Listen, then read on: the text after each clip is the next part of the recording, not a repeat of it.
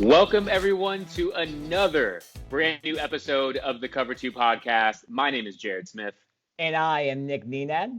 And we have another NFL jam-packed show for you guys. We are going to finish our division-by-division breakdowns for you guys. We've got 3 divisions to get through today: the NFC North, AFC North, and AFC East. So if you're a fan of any of those teams, this is the podcast for you guys. This is all gearing up, Nick, for next Monday's big goodness. NFL draft podcast that we're putting on once a year. It's definitely my favorite podcast of the year. And I know it's one of yours as well. We're going to have 2 of our good friends, Alex Silva and Ryan Johnson, on the show as well. So it'll be a lot of mouths to feed, a lot of voices to be heard. So get ready for that. But we have to finish up these division talks here first before we can get into the draft prep. So, Nick, I think we're going to start with the AFC East because we had some breaking news happen earlier in Mr. Julian Edelman retiring for the New England Patriots. So we might as well just start right there. I want to get your initial thoughts on this, right? He played 12 years in the league, and obviously last year was his first year without Tom Brady, had some injuries, was kind of in and out of the lineup. What do you think about this? Do you think this was the right move for him? Do you think he should have went out, last year when Tom Brady left after winning the Super Bowl? What do you think about this move? Well, so what ended up happening today is he failed the physical, so the Patriots released him. Now, maybe the releasing happened after he had told them that he's most likely going to retire. I don't know what the injury is at this point. I cannot remember what happened to him last year, but obviously it's pretty debilitating and it's something he won't be able to play with in the NFL anymore, which sucks because Julian Edelman is a great player. I was really excited to see how well he did with Cam in a full season, complemented by Nelson Agholor and Kendrick Bourne, along with the tight ends Jonnu Smith and Hunter Henry, and just kind of a revamped Patriots team. This is actually a pretty solid hit to the Patriots, in my opinion. This happened about 2 hours ago, so preparing for this podcast definitely changes when you're talking about the New England Patriots. Now, I've talked about how I think the Patriots are a legitimate playoff contender now. Really depending on Cam Newton, like always. But one of the reasons I said that is because a guy like Julian Edelman was supposed to come back from injury and be healthy, and now he's not. And again, the Patriots go back to having their lead receivers be Kendrick Bourne and Nelson Agholor, which, Jared, I would not want those to be my 2 leading receivers. No disrespect to those 2, but Kendrick Bourne's been kind of a third man in a San Francisco 49ers wide receiving core that isn't great. And Nelson Agholor has always been kind of hit or miss. Now they have the tight ends, like I mentioned. But, yeah, I think this is big. This definitely affects the Patriots. And it's, when we kind of get to a prediction of the division, besides the Jets being in last place, you'll see where, you guys will see what I end up putting the Patriots at after a loss like Edelman. Yeah, I didn't realize that it was a failed physical. And that's why the Patriots released him. I had just seen on the NFL ticker that, Patriots released Julian Edelman. I thought it was more of hey, they went to him, asked him to take a pay cut or something like that. He said no. And then they're all right, because we respect you, we're just going to release you. I didn't know it was a failed physical. So listen, the dude's been in the league for 12 years. He has had multiple injuries. He is tough as nails. But I think at a certain point, after playing 12 years in the league, your body just breaks down, right? And I think he realized, listen, I won multiple Super Bowls already. This Patriots team, yes, they spent a boatload of money on bringing in free agents this year to try to boost this team so that, it was only that last year's losing season was just a fluke and it doesn't happen again. But I think Julian Edelman kind of saw the writing on the wall, realized that this team is not championship ready at the moment.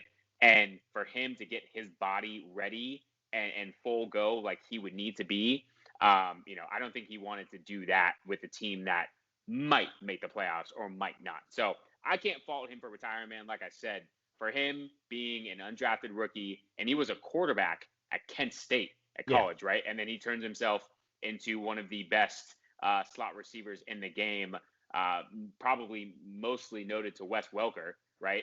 Basically taking over that slot for him. So nothing but praise for him. And hopefully, who knows? I think we'll see him in the booth or definitely as a sportscaster or something like that on CBS or Fox News. He's got a good opinion, good looking dude. I don't think this is the last that we've seen of Edelman.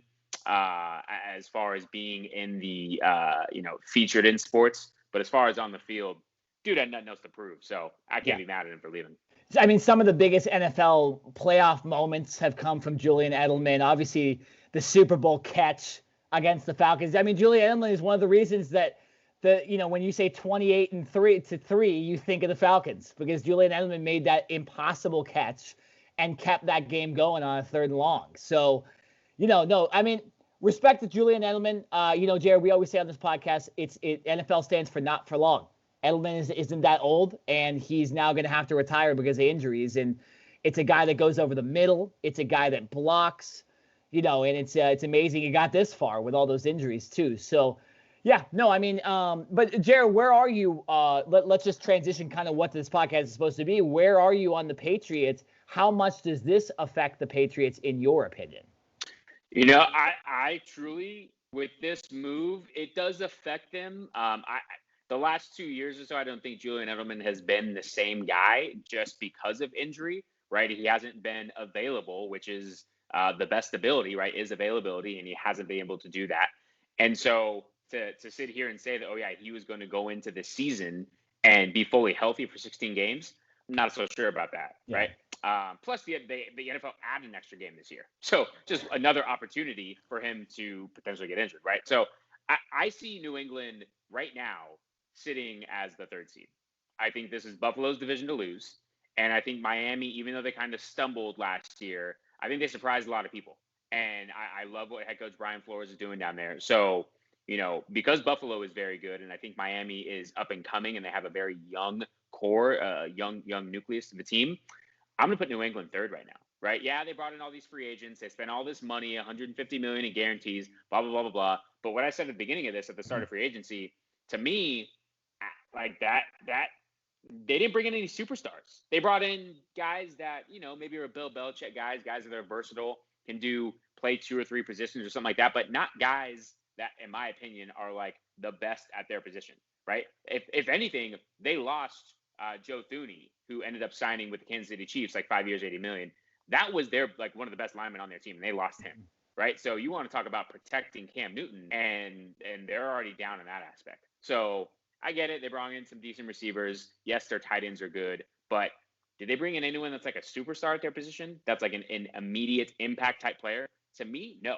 And I don't think anything that they did in free agency catapults them ahead of the Buffalo Bills. You can make an argument for Miami, but just sitting right now, because there's so many new guys coming in, and those guys still need to gel and come together, right? They don't play on paper. On paper, the Patriots look pretty good, but you still got to play on the field, right? So right now, as we stand, before the draft, I'm just going to come out and say I'm putting New England number 3.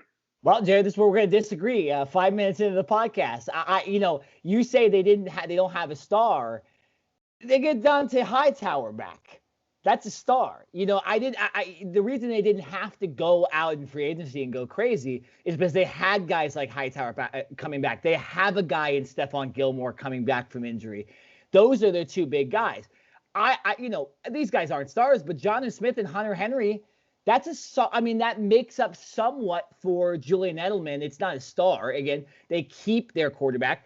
There's a lot of rumors going on that the Patriots could trade up in the draft and maybe get one of the young guys, maybe a Trey Lance, somebody like that in the bottom half, or maybe Mac Jones if he doesn't go to San Francisco. This offensive line is still solid. It's not horrible. So I got the Patriots in the 2 spot. I think, we have a unreleased podcast that I talked a lot about the Dolphins not doing anything in free agency and really not doing much. And they still, at the end, when I'm looking at their roster today, it's still not enough. And the uncertainty at quarterback always kind of, messes with me. Why not just commit to Tua? I don't understand, right? Will they draft somebody? I don't know. But I think there's too much uncertainty with the Dolphins to say they're going to be 2nd place in the AFC East. I just think the Patriots are going to be a better team. They're better coached. Obviously, I think at this point they have the better quarterback, or at least the Patriots trust Cam Newton more than the Dolphins trust Tua Tagovailoa. And I think the guys coming back and the additions for the Patriots make them have a better roster. And I'm not going to base it off Cam Newton being able to, stay healthy. If he stays healthy, I think Cam Newton is good enough to make the playoffs. I'm not even saying the Dolphins aren't going to make the playoffs. I'm just saying the Patriots are going to have a better record than them by at least one game. I got the Patriots going 2-0 against the Dolphins this year. See, listen, here's my disagreement with you with Miami. Is if Miami wasn't sold on Tua, then why did they move from the number 3 overall pick in this year's draft back to number 12? And then, yes, I get it. They moved up to 6 again, but they got such a haul to go from 3 to 12 that I think a lot of teams that, have a quarterback would have done that already. So to me, if Miami was not sold on Tua, like this is the year to get a quarterback in the draft, right? And at 3, yes, Trevor Lawrence more than likely going to be gone. All the rumors and all the signs are pointing to Zach Wilson going to the Jets at number 2. So if Miami really wanted to, they could have stuck at 3 and they would have had their pick of Justin Fields, Trey Lance, or Mac Jones, right? So to me, the fact that they got out of the number 3 spot and went to 12 and then jumped back to number 6, that's telling me that they just wanted to load up on draft picks. And I think they're going to take a receiver and or like a tackle, like a Penei Sewell of Oregon or something like that, to basically help protect Tua. I think they are all in on Tua. I don't think it's a debate anymore. This is Tua's team to lose. I disagree with you 100%. All in on Tua. No way. Draft pick last year. How are you going to give up on the guy after 1 year? They gave up on him a couple games into the season last year. When he would go into the game, they would take him out of the game. Yeah. Okay, Jared. I get what you're saying. Listen. Go ahead. Yeah. No training camp, right? No real offseason, right? The reason why that he was kind of going back in and forth, right, was because they had Ryan Fitzpatrick. So he is probably like the best mentor / backup quarterback in the league, right? Would you not agree? So because Tua didn't really have an opportunity in training camp and all the practices and all that stuff to kind of get up to speed, he was literally learning on the fly. So to me, yes, is it the greatest look when you're getting yanked out of a game and the backup has to come in? No. But to me, it was just like Brian Flores was like, hey, we are here literally to win like right now. Like we didn't have these preseason games for Tua to get to see these defenses and to get to kind of shake up all this rust. Like he was literally his first couple games, those were like preseason games for him. I think his first game was against the was it against the Rams? I forget what Tua's first game. I know that Rams game was the one where Jared Goff turned the ball over like 17 times in that game. Yes. But I don't know if that was the game he started first, though. Here's the thing to me, right? And if there was a full off season, if there's a training camp, if there are all these practices, if there are preseason games, and then we're kind of midway through the year and Tua is getting yanked kind of game in, game out, I think that's a little bit different. I think he was literally learning on the fly. They could have brought back Ryan Fitzpatrick. Right now, who knows if Ryan actually wanted to come back, because I think he wanted a chance to really start.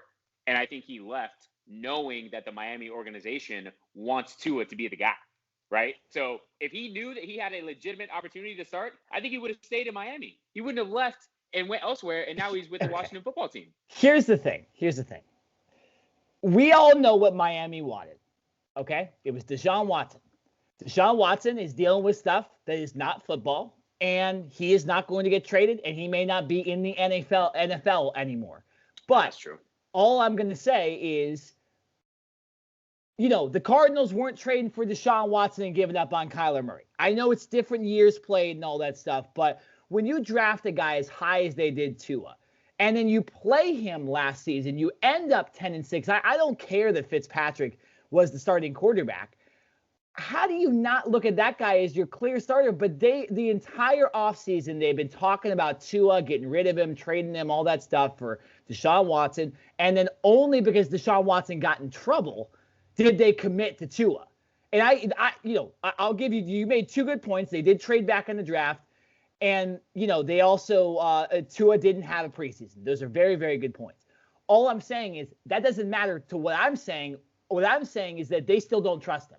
They don't trust him 100%, like you said, and that's why I kind of went crazy, because I think that's a little blasphemous to say that they are all in on Tua. I think they're trying Tua out this year, and if it doesn't work with him, maybe Penei Sewell as offensive lineman and all that stuff coming to the roster, I think Tua's done after this year. I wouldn't say they're all in on him. I think That's one of the reasons why I have the Dolphins third. The uncertainty at quarterback. I watch. They'll probably play Jacoby Brissett a couple games this season because Miami likes draft picks more than they like their actual people they draft. I'm just gonna like they like draft picks the last couple years, and it's just the way it is. I just don't think when you look at the roster, the Patriots roster is better too. To be fair to Tua, if I'm a Miami Dolphins organization, right? You drafted the guy with your first overall pick, right? Obviously, top 5 pick last year. In order to give him a legitimate shot, you have to go all in on him, right? I'm sorry, but you cannot draft a guy that high and then not give him the necessary pieces and weapons and do what you can to build around him to give him a shot. Then what's the point of drafting him second overall? That's my point. That's my point. I'm saying I don't know what the Dolphins are doing, and I think that's going to affect if I get watch Tua will be successful. Okay, do I think that he's going to have a better record than the Patriots? No, because I think that the Dolphins there was a couple of luck. I mean, they had that game where Fitzpatrick threw with his helmet sideways against the Raiders and all that stuff. I mean, they realistically should have been 9-7, right? But and this team wasn't a playoff team in the AFC. In the NFC, maybe they were a playoff team. But I just think, and remember, the AFC East, I believe, plays the NFC West this year, which is a lot harder than whoever they played last year because the NFC West is the best division in football. I'm going to confirm that. Maybe you can confirm that for me, Jared, really quickly, and just check the schedule. I believe that we're playing, as a Cardinals fan, we're playing the Patriots and the Dolphins. And no, you know what? I'm wrong on that. I just corrected myself. We play the AFC South, so check that. But regardless, I still think the Patriots have a better roster. I like that Bill Belichick committed somewhat to Cam Newton. And gave him another chance because I did not expect him to be back there. I thought Jarrett Stidham would be the quarterback. I thought they'd go draft a guy, and they did. And they still might in 2 weeks, but I'm basing off their current rosters. And I got Cam Newton in the 2nd spot and the Dolphins in the 3rd spot. Jarrett, we can both agree, though, the top team in this division is the Buffalo Bills, though. This team is loaded. They have one of the best quarterbacks in the NFL, top 10 quarterback for sure, in Josh Allen. Solid defense. They could have played better last year, but regardless, this is a real fun team. It's a great coaching staff, a great quarterback. What's not to love about the Buffalo Bills, right? Like they're going to be the top team. Do you see any regression in the Buffalo Bills, though, Jared? Because obviously they had, one of their best years ever last year. Do you see maybe the Patriots being better, Dolphins still being a solid team, and all that stuff? Do you see that affecting the Bills and maybe they don't have as good of a record as they did last year? No, I don't, because I don't think the Bills lost any of their key core players, right? Every year, yes, you're going to have depth guys, special teams, your second receiver, second running back or something like that kind of go elsewhere. But Josh Allen's still there. Stephon Diggs still there. Cole Beasley still there. They add Emmanuel Sanders, right? A very good veteran slot wide receiver who can also play on the outside. Right. And I think this defense through the draft will only improve. And then you've still got Tre'Davious White, Tremaine Edmonds, Ed Oliver, Vernon Butler, a very good defensive line as well. So I think they will only improve. I will say this. I've seen some mock drafts where Buffalo is drafting a running back. If they were able to get Najee Harris from Alabama, or Travis Etienne from Clemson, right, this offense is going to be pretty damn close to unstoppable. Right, they have a good offensive line. I wouldn't call it great, but it's good enough. Josh Allen is mobile enough to kind of make plays when he has to, when the protection breaks down. But let's just, for all intents and purposes, say Najee Harris, right, as the Buffalo Bills first round pick. So you've got Josh Allen, Najee Harris, who is a 3-down back. He can run between the tackles, outside of the tackles. We saw him catch balls this year for Alabama as well. And then you pair that with Stephon Diggs, Emmanuel Sanders, and Cole Beasley. I mean, how are you stopping that offense? Yeah, no, I mean, that's a pretty elite offense. So to me, all they can do is they're just piling on at this point from an offensive standpoint. And I think they will go with an offensive player, whether it's a running back, potentially the first running back to come off the board in the draft, or kind of shore up that offensive line. And I think as the draft goes on, they'll fill in the holes with some depth guys. But to me, there are not many holes in this Buffalo Bills team. So yes, I think, did New England get better? Yes. Will Miami, at least be the same, if not maybe a little bit better? Sure. I don't think that's going to do anything to Buffalo because Buffalo did not regress at all. Yeah, no, I mean, again, you make a good point. And even when I say their defense wasn't that good, it's still like top 13, top 12. Offensive line, like you mentioned, you say it's not the best, top 10, right? It's still the number 10 offensive line. And so it's like we're trying to pick on the Bills to try to say that this team is maybe they're going to be 12-4, 11-5, depending on stuff. But realistically, they probably won't. And as long as their star quarterback and Josh Allen, who turned into kind of a white Russell Wilson in a lot of ways last year, the way he was running around in the backfield. This team is super talented and they're fun to watch. And I didn't like their playoff performance that much. And I thought they could have done better in the playoffs, but nonetheless, they still got there and they still won the games. That shows you the talent, right? They didn't even play their best games in the playoffs and they still were able to win a ball game. So, it's just, the Bills are the top team in this division, but I'm excited to see what the Patriots can do. I hope that Tua ends up being the guy that we saw at Alabama and the guy that, we hope he is. Don't worry. I agree too. I just don't think they're going to give him the chance. They're just not going to give him the chance. It's sad. It's sad, Jared. It's sad. But yeah. So you got, Jared, you got Bills, Dolphins, Patriots, and Jets, and I have Bills. Forgot about the Jets.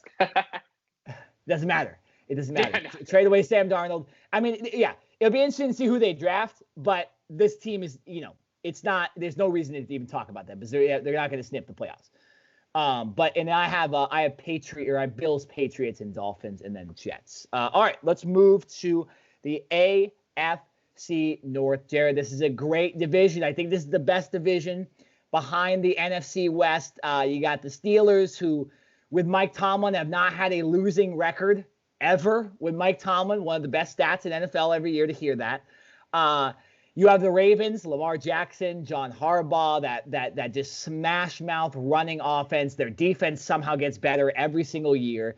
And then you have the Browns, who somehow got better with their loaded roster. They get Odell Beckham Jr. back. They signed some key guys on defense, and Baker Mayfield took a step last year, and was a couple plays away from beating the Browns. And if that guy doesn't get his head smashed in near the goal line, I think the Browns beat the Chiefs, and maybe they go to the Super Bowl, right? So, it's this Browns team is good, this Steelers team is good, this Ravens team is good. The Bengals will be better. Jared, your first thoughts on the AFC North? One of the best divisions in the NFL. And it's so funny to say that because this division, literally for the last decade, has been Steelers, Ravens. And the Browns and the Bengals have been the laughing stock of the NFL, right? And so the fact that the Browns are now very competitive, and we're seeing the Bengals with hopefully a healthy Joe Burrow and a plethora of weapons that they will get because they have a very high draft pick this year as well. The Bengals are ascending, right? And their arrow is pointing up. So this division is no longer just a 2-team race. It could potentially be a 4-team race, depending on if the Bengals and hopefully Joe Burrow stays healthy this year. Are you ready for this, Nick? Yeah. And I still can't believe I'm saying this. Like, it's tough for me to get these words actually out of my mouth in the same sentence. The Cleveland Browns in this division this year. Oh, man. And I like, when was the last time? We have to look it up because I don't know when the last time it was that Cleveland won the AFC North. Maybe never. But I get it. They made the playoffs this year. Baker Mayfield had a very good year. Offensively, there was games where this team was literally lighting up, scoring 30 and 40 points. I remember against the Tennessee Titans, they had like 35 at half. Obviously, the playoff game against the Steelers, 48-37, right? Just a complete shootout and just kind of domination in the first half. And then they ended up going up against the Chiefs, who were just a juggernaut, and lost to them. But I think Cleveland, they added some pieces in the offseason as well. Hopefully Odell Beckham Jr. comes back healthy. Who knows if he's actually with this team all year, because I could see a situation where he gets traded and they get some draft capital back. But for all intents and purposes, right now, he is on this team. So Baker Mayfield, a guy that is looking to get a contract extension. And a lot of times when dudes are on either the last year of their contract or they know that a contract extension is coming up, somehow, some way, they don't get injured. And somehow they just seem to have like the best year of their entire career, right? It's like this is their time to shine in order to get paid. So to me, I think Baker Mayfield is going to continue what he did last year and only get better. You've got arguably the best running back tandem in all of the NFL with Nick Chubb and Kareem Hunt, right? And then, like I mentioned, you get Odell Beckham Jr. back. You got Jarvis Landry, Rashard Higgins. And then at the tight end spot, you get Austin Hooper, David Njoku, and Harrison Bryant, right? So to me, from an offensive standpoint, this team is a run, smash mouth first, control the ball type of offense. And then defensively, you get Myles Garrett, right? They got Tack McKinley. And then there's rumors that Jadeveon Clowney is potentially going to be signing with Cleveland. If I'm not mistaken, today he had his second interview with Cleveland. So, if Clowney can come in, obviously Myles Garrett's going to get double teamed on every single play. So Clowney's not going to necessarily have that pressure that he's had coming into this league so far. And I think Clowney can actually produce and probably maybe have the best season of his career, knowing that Myles Garrett is on the other side, right? And then you get Denzel Ward, very good corner. They picked up Troy Hill in free agency. They picked up John Johnson in free agency. I mean, like I said, I literally can't believe I'm saying this, but Cleveland team paper is good. Jared, I can't disagree with you that this is a great team. Like I mentioned, when the free agency period kind of ended, we did our free agency podcast. This team's loaded, like you mentioned. Denzel Ward, Troy Hill as the corners, Odell, Jarvis Landry, Nick Chubb, Kareem Hunt, Baker Mayfield. I'm not gonna do the same thing you did, but this team is loaded. And last year, like I mentioned, they should have beat the Chiefs. If the refs knew how to make a decision, they would have won the game. I'm going to disagree with you, though, on the Browns being the top team in this division. When you got the Steelers as the number one defense in the league, or one of the top defenses in the league, and a very, very solid offense. And when you got the Ravens, who have Lamar Jackson and that running style, and now Lamar Jackson's in his fourth year or third year? Contract extension years for him as well. Okay, so I think he's in his third year starting, but that defense got better. I think the Ravens are the top team in this division. I'm going to go with the team that has kind of been there for a while now as the top team. The Steelers kind of surprised people last year with how good their defense was. But then they turned in, and remember, they were like, what were they, like 11-0? But then we and you, Jared, were like, fraud city. Like, at some point, we were like, this is not the team that everyone thinks it is. So, no, Jared, I'm not putting the Steelers as the top team. I just think when you got the Steelers in that defense in the same division, they can beat the Browns, right? And so I don't think the Browns are going to have a breeze to this division. And obviously, in that shootout, the Browns can score with anybody, but I just think the Ravens, the fact that their defense, it seems like gets better every year. Marcus Peters, Marlon Humphrey as the two corners. The linebackers, L.J. Fort, Patrick Queen. You got Calais Campbell, Brandon Williams, Tyus Bowser, Derek Wolfe on the defensive line. This is just – and then their offensive line is one of the better ones in football. The Browns' offensive line, number one in the NFL. But I think the Browns' defense just still isn't good enough. I think they were ranked like 17th, 18th last year. That's not good enough in this type of division. And in the AFC, where we saw, Jared, a lot of the records, the Browns were in 8th place one game and then in 4th place, right? So it's like I'm going to go with the team that has the most well-rounded roster here, and I'm going to go with the Ravens. And I think Lamar Jackson, he had that first year where he surprised everybody. Second year where people started to see what he kind of was, and we were talking about on this podcast how they would essentially just try to stop Lamar Jackson, and it was working, right?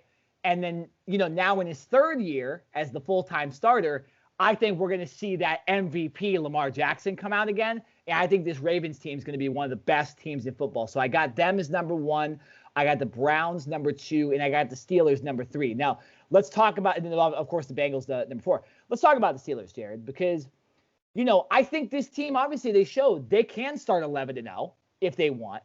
But what do you need to see out of the Steelers to give them a chance at winning this division? I need to see Big Ben healthy for 16 games, which we haven't seen in a very long time. And last year, midway through the year on, Big Ben could not take a snap under center, right? This from an offensive standpoint, this running game went completely out the window, right? James Conner became non-existent.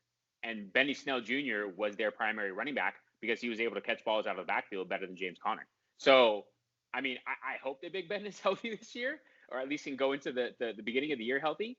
But when you basically become a one-dimensional offense, I think that was a big reason why this team went from 11-0 and ascending and oh my gosh, are they going to be the second team from the 72 Dolphins to go undefeated in the regular season to literally falling off the train tracks. And it's like, yes, because they have 11 wins already, they're going to stumble into the playoffs. But I don't think anyone had any confidence in that team.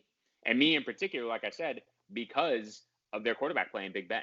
I was even surprised when Big Ben came back this year and the Steelers gave him another year on his contract. And I get it. He's won them 2 Super Bowls, what he means to that city and that organization, all that stuff. But this is still a what have you done for me lately league. And I'm sorry, but lately, Big Ben, number one, has not been available and healthy. And number two, his performance, to me, just it's not good enough, right? Like, it sucks, but at some point, you just got to say, all right, man, we got to cut bait. Like, you want to come back as, I don't know, I don't think he would ever come back as a bench guy, but like, you want to come in and be a coach or something like that. I don't see how Big Ben for 16 games can lead this team. This is a defensive-minded team, and their defense will keep them in games. But if they don't have a running game to complement what they have with Juju Smith-Schuster, Chase Claypool, and Deontay Johnson, team's not going anywhere. Not in the playoffs. A couple games in the regular season, yeah, you might go up against a weak defense, and you might be able to do your thing. But for a consistent 16-game season, if they do not have a running back, and I'm looking at their depth chart right now, and they've got Benny Snell Jr. as their number one running back, and then Anthony McFarland Jr., who I believe was a rookie last year. That ain't going to cut it, right? No. So I think the Pittsburgh Steelers are hoping that a Travis Etienne or a Najee Harris falls to them in the draft, because they desperately, probably almost more than any other team in this league that is, in the contending category, needs a running back.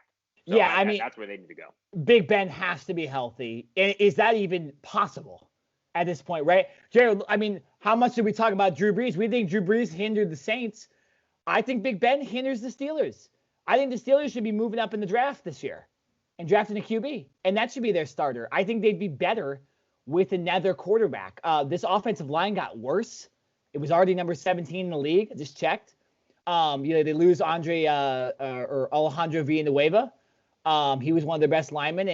There's not a lot of names. That Steeler offensive line used to be kind of name-worthy, right? We used to be able to name a lot of guys. The only one left is David DeCastro, pretty much from that original line. So, but again, the defense is so good that they can get away with Big Ben being the quarterback. They can get away with the offensive line maybe not being the best. But again, if they want to be a top-tier team in the NFL, Big Ben has to play the best year of his life to the best of his ability. You're right. They have to go fix the running back problem. Big Ben's got to go under center, and the offensive line's got to play its ass off. But this defense is good enough, and when you got a good enough defense, we've seen the lowliest of quarterbacks get to the Super Bowl before. So I see this team could still make the playoffs. But I'm not confident, and I think they got a little bit worse on the offensive end, and that's why I have them third behind the Browns. I'll just say this. I was thinking a little bit when I was looking at the Steelers' defense. And they get Devin Bush back, too, which is huge, their leader, right? But, man, if looking at the Browns, man, if you had Myles Garrett and Jadeveon Clowney on opposite sides of each other, I know it was Clowney and Watt a couple years ago, and that's why I'm excited for the Cardinals and J.J. Watt, because I think you have Chandler Jones and J.J. Watt helping each other out, right? That's got to be like the two best edge rushers ever on one team, right? Like with Clowney and Myles Garrett, if they're both. I think Jadeveon Clowney, him and Odell Beckham Jr. being on the same team is the two most overrated players in the NFL. But he's still like a really good edge rusher, and Myles Garrett is potentially the best in the NFL. So what do you think about? I mean, it's just like that's so crazy to think about if that actually happens. That's what I'm saying. Like for Big Ben, they can't be one-dimensional. Because if he's in the shotgun all day, going up against Myles Garrett and Jadeveon Clowney, and they get to pin their ears back on like 85, 90% of the plays, and they don't have to worry about the run, it's over. Big Ben is going to, I don't know, get hurt somehow. And I don't want to see it, but that's just going to happen. And I do want to apologize to the Steelers because I think we've been giving them a little bit of slacks, thinking that they need to, bring in a quarterback, draft a quarterback, maybe move up in the draft, something like that. They did bring in a quarterback in this offseason, Nick. Dwayne Haskins from the Washington football team, right? That's I think is their not bad for the long term, right? I mean, Dwayne Haskins, first round pick, obviously didn't work out in Washington, but fresh start. He could be the guy. So listen, Pittsburgh, just start Dwayne Haskins, and that kind of solves all your problems, right?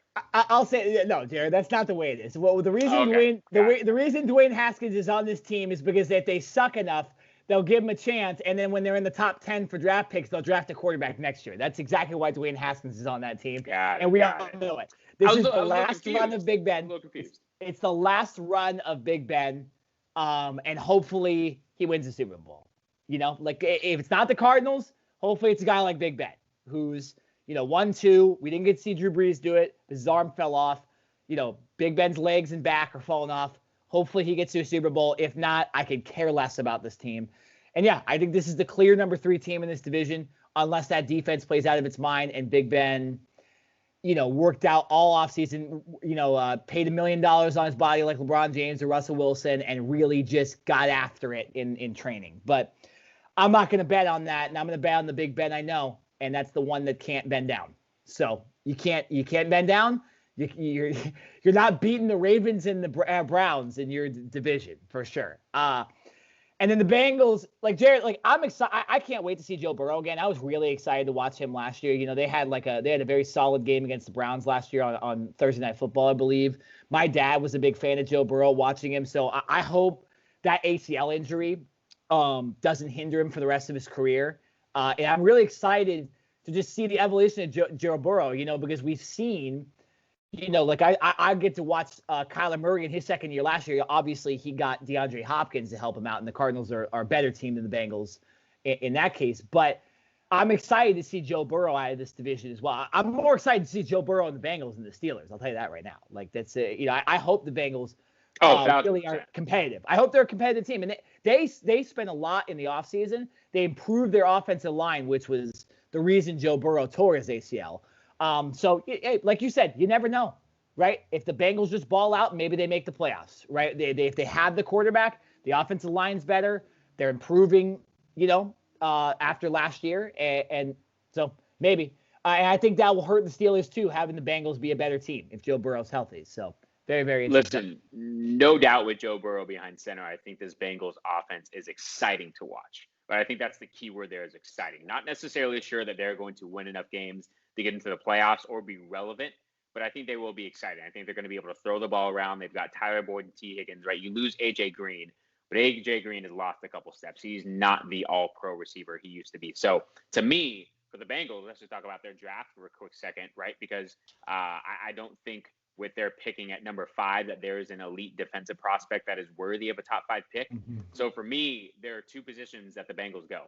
They go offensive line and continue to shore it up for Joe Burrow, right? We've seen Penei Sewell going back to last year being mocked to the Bengals, right? But with Jonah Williams, former first-round pick of a couple years ago, hopefully healthy this year, and then they've got Riley Reif at both tackle spots there. So they could be sure there, but if you get Penei Sewell, that's just more depth on the offensive line. Can never have enough depth there. Or you could give Joe Burrow his old running mate at LSU and Jamar Chase, the best receiver in this entire draft. And I think that Chase will be there at number 5. So you give Joe Burrow his old guy at LSU, and you now have Jamar Chase, Tyler Boyd, who is a very good slot receiver, and T. Higgins on the outside. You want to talk about exciting. That, arguably goes to be one of the best quarterback receiver tandems in all the NFL. And you've got Joe Mixon, who's a very good running back. So, I mean, yeah, offensively, I think this team can score some points and be in games. It's just whether or not they can finish games and be competitive enough to get that 9, 10, 11 wins in the playoffs. Not so sure they're there yet. I think they might be a year or 2 off, but exciting is the key word. It's good quarterback, and you know what, Jared? Cincinnati, they're committed to Joe Burrow, unlike Miami is committed to Tua Tagovailoa, and you see the difference, right? They're improving the offensive line and all that stuff, and so I'm looking forward to the Bengals. Where the Dolphins, I don't know what's going to happen there, but all right, let's move to the NFC. This will be the last division we do. It's been about 2 months. We're in the last division. It's the North. It's the coldest one. Right? It's even colder than the AFC North. There's some tundras in this division. Detroit is cold. Green Bay, Minnesota, Chicago. Man, let's talk about some sweater weather here. I think, Jared, obviously the top team in this division is the Packers, right?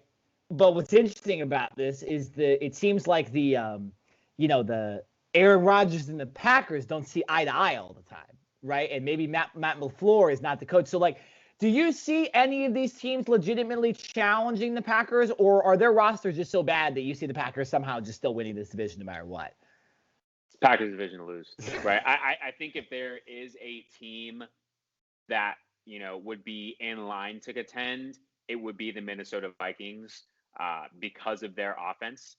When you've got Dalvin Cook and Kirk Cousins, who could be the regular season NFL MVP, but I think once you get him in the playoffs, he will completely lose it all. And then obviously you have Justin Jefferson, who is the outstanding rookie from last year, and Adam Thielen is still there as well. So offensively, yes, I think the Vikings are good enough to keep up.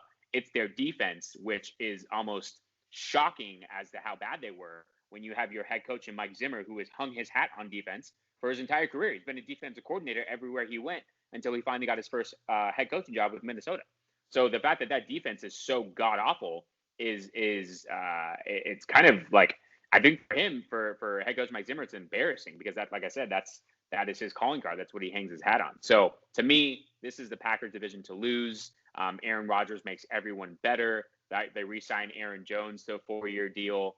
That to me was probably one of the biggest signings of the offseason, not just for the Packers, but just for any team in general. Because can you imagine Aaron Rodgers? First of all, they don't draft receivers for him. They don't get him help. Yes, Devontae Adams is there, but Devontae Adams wasn't the first round pick, right? Like they got lucky with Devontae Adams being there. And then you've got some okay number 2 and number 3 receivers and Allen Lazard and Marquez Valdes-Scantling. But it's like, if they didn't re-sign Aaron Jones, I mean, come on, man. So luckily they did that. But you're right. I think you hit on something, and I want you to elaborate more on it. I'm just going to kind of start it up for you. Is there's some tension going on, right? Where there's smoke, there's fire. And obviously this team has not put enough pieces around Aaron Rodgers to say, hey, you are our guy going forward. Okay, you don't draft a quarterback in the first round last year, albeit it was 28th pick, so it was later on in the draft. You don't draft a guy in the first round when you have Aaron Rodgers, who's still, I think he's 36 or something like that. The dude can still play for another 45 years. Yeah. So to me, that is a sign that Aaron Rodgers potentially will not be the quarterback past this year. After this season, the 2021 season, basically his guaranteed money is up, and it will be a lot easier to trade Aaron Rodgers. So I think we need to potentially be on the lookout for this being his last year in that green and yellow. When, like I talked about with Tua, the uncertainty at quarterback, it makes it hard for me to say the Packers are a Super Bowl contender, right? And I thought they should have made the Super Bowl last year. Obviously, they ran into the Tampa Bay Buccaneers, who ended up being a very, very good team. I still think the Chiefs are the best team in the NFL, but the Packers, they disappointed. They disappointed me last year. I thought they were a Super Bowl team. I thought they were going to get there, and it was going to be Tom Brady versus Aaron Rodgers, something we always wanted to see. And we haven't got to see it. It's like Kobe and LeBron. We never got to see it in the NBA Finals. I want to see Aaron Rodgers and Tom. Well, actually, I guess excuse me, Patrick Mahomes. I didn't mean Tom Brady. My bad. He did play Tom Brady and he lost. But we got to see sorry, I was confusing the hell out of everybody right there. Confusing me. Yeah. So, but with Aaron Rodgers, there's a lot of interviews out there recently where everyone's kind of asking him and he's not giving straight answers. And you can just feel it, right, Jared? You can just feel that there's like dissension in that Packers room. Maybe it's just too cold up there. Rodgers had enough. He wants to get back to California. It's just, I think this is the top team because you have the Vikings, who you just said, they were, 26th in offensive line and 27th in defense. Their quarterback is average and maybe a top 12 quarterback in his best year ever. Yeah, they have Dalvin Cook, but running backs don't win you anything in this league. And so Vikings aren't really a factor for me. The Bears are the dumbest organization in football. To go with Andy Dalton, where are the Bears drafting? Let me just where was that? Did they make the playoffs? Who cares? This year? Yeah. They they're drafting 20th. Perfect. Perfect. Okay. So they're screwed.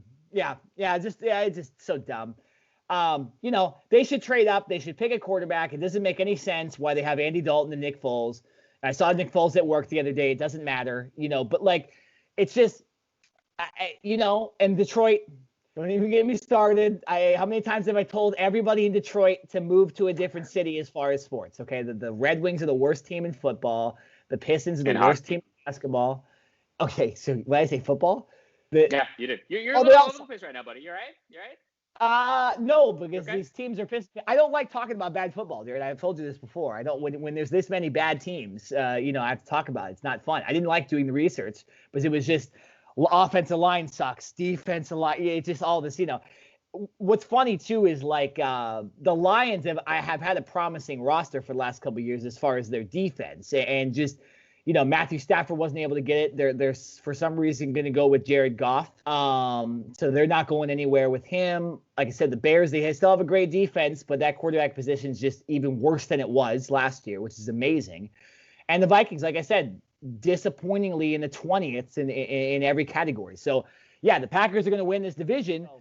I do think they should draft a wide receiver, though. It's about time. Listen, I disagree, and the reason why I think this is his last year, it's very simple. The Packers were good last year. They got to the NFC Championship game.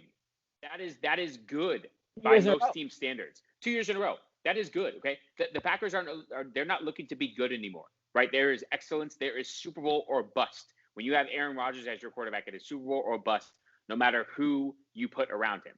Now, I do feel bad for Aaron Rodgers because, like we have both mentioned, we continue to hammer into the ground, is that this team is not putting weapons around Aaron Rodgers. You want to hear something amazing? What's up? Aaron Rodgers, in his entire career, has thrown to one first-round wide receiver in his entire career. You want to know who it is? Who is it? You want to take a stab at who it is? You get one guess. You can't look. You don't have time to look it up. I'm not looking. First-round pick. I'm assuming Devontae Adams is not a first-round pick. Okay. Receiver, by the way. I don't know if I said that. A first-round pick wide receiver, not tight end, not running back, receiver. I'm going to go with, this is a bad guess, Greg Jennings. Tavon Austin last year. Oh, signed him off the street. Oh, I know, right? Devontae Adams, Donald Driver, James Jones, Jordy Nelson, all the good receivers, right, that Rodgers has had to work with in his past. Obviously, he still has Devontae Adams now. And it was Tavon Austin, who was the first-round wide receiver, not drafted by the Packers, obviously. He was drafted by then the St. Louis Rams. But still, that just goes to show that this organization does not have a premium on putting great wide receiver talent in the draft around Aaron Rodgers. If there was a draft to do it, it is definitely this one with the loaded wide receiver talent they have. Listen, I'm going to tell you this right now. If the Packers do not give – then maybe it doesn't necessarily have to be a receiver. But if you don't give him – well, I don't know if there's any tight ends that are worthy other than Kyler Pitts, who is not going to be there when the Packers pick. Yeah. But if the Packers do not take a first-round wide receiver in a sense, I think that's basically the writing on the wall, right? They drafted a first-round quarterback last year. He didn't have an offseason to develop, and people were kind of wondering why he wasn't even suiting up in Jordan Love. But I think having an offseason this year and a chance to actually play in preseason games, Jordan Love is going to get more reps. And if they don't put more pieces around Aaron Rodgers, why would you want to stay, right? Like, what is going to convince you that this Packers organization wants you to succeed and help put players around you? He's been there for 15 years, and they've never, ever given him a first-round wide receiver. So what more does he need to do? He doesn't need to prove anything. He's already won a Super Bowl for you. He's taking you to back-to-back NFC Championship games. Like, at some point, you need some help. And I'm sorry, but when the team knows that you're throwing to Devontae Adams and the rest of your wide receivers are not that good, it's not that hard to play defense. Here's the thing, Jared. When you're the Packers, do your first-round picks matter? Like, couldn't they just trade their number 29 pick and another first-round pick, maybe throw in a third, right? Throw in an NFL player, and just go pick Devontae Smith at number 12, and just go after you're probably not going to get Jalen Waddle, right? Because you're a good team. Good teams usually don't get guys like that. But why not go and try to trade up for the top 3 guys, right? Like there's obviously Jamar Chase, who you said. There's Jalen Waddle. There is Kyle Pitts, who would help. And then there's Devontae Smith. Those are like the big 4 of guys that can catch passes in this draft that the teams that need a receiver want. The Packers were saying, they need a receiver, right? We've been saying it all year long. So why not go get those guys? And if not, draft a Rondell Moore from Purdue. Draft Elijah. What's Elijah? It's Elijah Moore. Oh, it's Elijah Moore. I thought I was tricking myself with the same last names. John Bateman. Yeah. So Minnesota. So that's what I'm saying. It's like, why not just go get those guys with the 29th pick? You don't need another defensive lineman, right? You don't need, just go get the one thing that you have. The Packers were number 2 offensive line in the NFL last year. They were a top 10 defense last year. They have one of the best quarterbacks in the NFL. NFL. Why not just go get the one thing you need, and that is a receiver to complement Devontae Adams? Is it that hard, Jared? Is it that hard? Apparently it is. Jared, just trade away your future picks. Just trade away your future picks. It doesn't matter. Win a Super Bowl this year to keep the franchise. Keep the franchise guy. It just, they won't do it. It's so dumb. I like the Packers too. One of my good friends is a huge Packers fan. I want him to succeed. I want his team to succeed. I like Aaron Rodgers as a guy. He's on Jeopardy right now. That's how much he cares about the Packers right now. He's on Jeopardy. So, just go out and trade your picks. That's the only thing the Packers should do. That's it. Trade picks or draft a top 5 wide receiver in this draft. It does not matter who it is. Just pick a guy. If it doesn't work, it's still better than what you did last year. That's all I'm saying. My only advice for the whole NFC North. It sounds great. It really does sound amazing. It's not going to happen because they have never done it in Aaron Rodgers' tenure with the Green Bay Packers. So what makes us think that things are going to change this year? Absolutely nothing. Until we see it, I will not believe it. They're going to draft some defensive end or corner or something like that, and they're going to say Aaron Rodgers is so great and what he does in making other people better. We don't need a first-round receiver. We can spend that pick on another position, and Aaron Rodgers will make up for it. That's what they're going to say. Aaron Rodgers is going to play one more year. He's going to get fed up. He's going to ask to be traded. They're going to trade him somewhere, and Jordan Love will be the Green Bay Packers quarterback starting in 2022.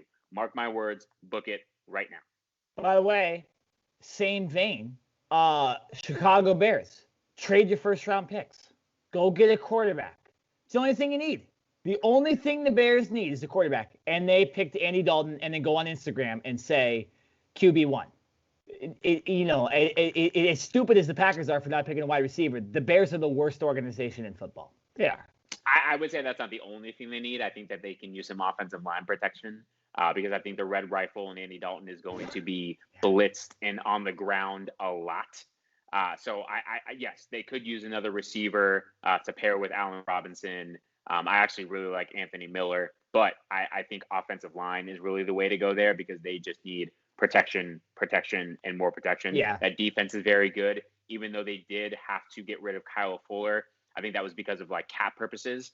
So that's going to be somewhat of a loss for them, but still you've got obviously Khalil Mack, Roquan Smith, Danny Trevathan, and then Eddie Jackson back there as well. So that defense is still pretty solid. Work on that offense, get that offensive line right, and get some weapons for that Red Rifle there.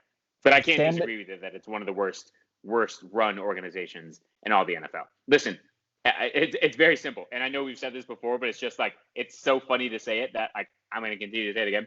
When you trade up from number 10 to number 2 to pick Mitchell Trubisky and you pass up on a Deshaun Watson and a Patrick Mahomes, that automatically, I don't want to hear anything else. I don't care about any organization, whatever they do. It could be the Jets, it could be the Raiders, doesn't matter. When you pass up on Deshaun Watson and Patrick Mahomes, and you have to trade up to get Mitchell Trubisky, all I need to know about your organization and how bad you are. That's it. That's all I need. Yeah, no, I agree. Detroit's picking a quarterback as well. Because I don't trust Jared Goff. I'd rather play in Detroit's organization than Chicago. Yeah, and it's indoors. It's indoors. Too young to play outdoors like Green Bay and all that stuff. Yeah, I don't even know what the hell Minnesota is supposed to do in the draft. Just fix everything. Seriously. That I think this is their head coach's last year too. I don't think it's going to work out for him either. Yeah, Bears, it just keep disappointing. Whenever you have a quarterback whose first thing he says in his first press conferences is, I want you guys to call me Mitchell, not Mitch. Shut up. We're going to call you whatever we want. I call Mitch on this podcast on purpose all the time because my name, I'm not going to go tell people, hey, call me Nicholas, right? Call me Nick if you want. I don't care, right? You're an NFL quarterback. Stop caring about your name. No, right? no, how about this? How about you go out and prove yourself worthy of being a starting NFL quarterback, and then you can start to make those types of demands. But when you just suck, you are flat out garbage. We're going to call you whoever we want. It's just they just could have kept Mitch Trubisky. They could have just paid him one more year. I don't know. I don't know what his deal was, but it's just, Jared, again, bad football teams. It gets me all fired up. I'm glad the podcast is over. It's these bad teams, but yeah. So Green Bay first. Who do you actually think is the second best team in this division? I think I have to give it to Minnesota by default because, like I said, I think they have the next best offense in this division. Obviously, the Lions, no, that's just laughable. And the Bears, I think they have some good weapons. Allen Robinson, David Montgomery, Anthony Miller. Like I said, is that offensive line going to hold up well? I don't think so. And is Andy Dalton going to be the answer? No. I mean, we know what Andy Dalton is. He can come in and probably lead a team to a couple wins like he did with Dallas last year as the backup. But for a full 16-game season, I just don't think Andy Dalton is the guy anymore. So, that they will hang their hat on their defense, almost like how we talked about the Steelers earlier in this podcast, how the Steelers are going to hang their hat on their defense and hope that their offense is good enough. I think that's what the Bears are going to do. But to me, it's clearly the Packers, and then I'm going to go Minnesota, Chicago, and the Lions will round out. I'll put Chicago in the second spot because I just think the Vikings are going to be awful next year, and there's no way I'm putting Detroit number 2. So I think by default Chicago, just because, when you got Khalil Mack, Roquan Smith, Eddie Jackson, Robert Quinn had a great year last year too. Their defense is good enough to get them past the Vikings. So Andy Dalton, like we said, he went to a team that had a bad offensive line, just like your Cowboys, Jared, and it didn't work with the Cowboys, right? So why go to a team that has just as bad of an offensive line, right? So maybe we'll see Nick Foles. Maybe Nick Foles can lead them. I think that the quarterback talent and the defensive talent on the Bears and the Bears on defense and offense with the quarterbacks and defense, I think they're better enough to be number 2. But the Packers will win this division easy, 12-4. 11-5 at worst, and we'll see the Packers in the playoffs, and hopefully we can get that last run for Aaron Rodgers. All right, so next week on Monday, we will not be releasing the podcast most likely Monday, but we are recording possibly our most anticipated podcast ever. Like you said, Jared, I completely agree with you. Maybe the most fun podcast we do every single year is the NFL Draft Podcast. We are doing it as early as possible this year. We got Alex Silva. You guys know him. He's been on here for MLB. He's been in plenty of different studios with us too. He's been on Skype. He's been in person. Everything. And then we got, of course, Ryan, the RKJ Man Johnson, who Jared and him have had a rivalry the last month or two about just the things we've been talking about on Twitter about sports. RKJ Man just completely disagrees with both of us. But Jared specifically, he's picked on not only in the Twitter sphere, not only to me privately, but also in our comments in our podcast as well. And and also on the Ring Generals podcast, which has nothing to do with sports. He calls you out. So you guys will see a preview video of what has been going on, the trash talk, the stuff that's been said back and forth. And then, of course, Alex and I will just sit back and talk football. But we're really excited about this podcast. It's going to be one of the best we've ever recorded, and I'm excited. But, yeah, so that's what we have next week. And that's what we'll have released unless there's breaking news until after the NFL draft as well. So really pay attention to that. It's always the most fun. It's always the most research we do as well. So we're really into that. Now I'm going to start my research probably right after this podcast with notes we just took right here. I'm going to start implementing that draft process. And I do know RKJ Man is doing extra research this year. He told me. Listen, so he can do all the research he can. Like, I don't need to do any more research, and I'm still going to whip his ass. Nothing. He comes with so much blasphemy and so much just nonsense. And I get it. He's a Carolina Panthers fan. They suck. They just got Sam Darnold. He's not happy about it. So he's going to be that's going to be on his mind, and that's just going to lead him to go down a dark path. And he's going to set himself up, and he's going to get himself in trouble. So I've got my draft analysis ready. Literally about 5 minutes ago, Alex Silva just texted me saying that he just finished his draft analysis. I was talking to him earlier, telling him to get ready for next Monday. So he's already got his done. So Ryan, you better come prepared because I'm already done with mine. Alex is already done with his. Nick, I know that you always come prepared with the facts. I can always rely on you if I ever miss out on something. So basically, Ryan's screwed for this podcast on Monday. That's what it is. Ryan is going to be screwed. He's in a lot of trouble. I'm interested to see Alex's reaction to RKJ Man on the podcast too. It's gonna be a good time. Maybe I'll have a couple beers during the podcast as well. Maybe I'll have we're gonna have to crack something open because that's the only way that I can get through a full podcast with Ryan. Yeah, of course. Right? Unless we just cut him off after about 30 minutes, I'm gonna need some alcohol to get through this. Absolutely. No, it's gonna be fun.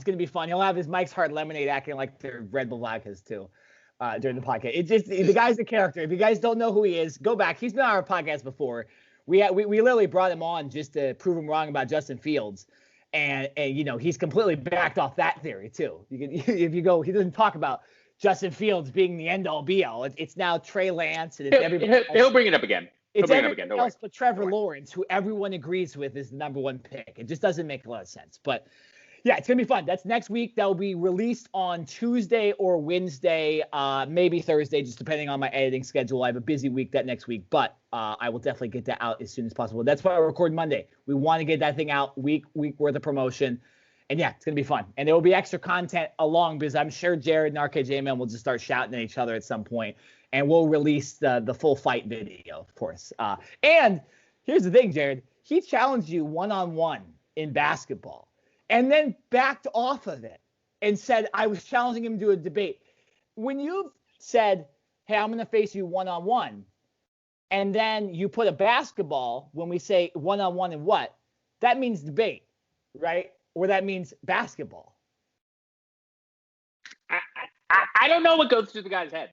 I know that I responded, and I said, so if I were to say, meet me on the court at 1 p.m. on Friday, what would you say?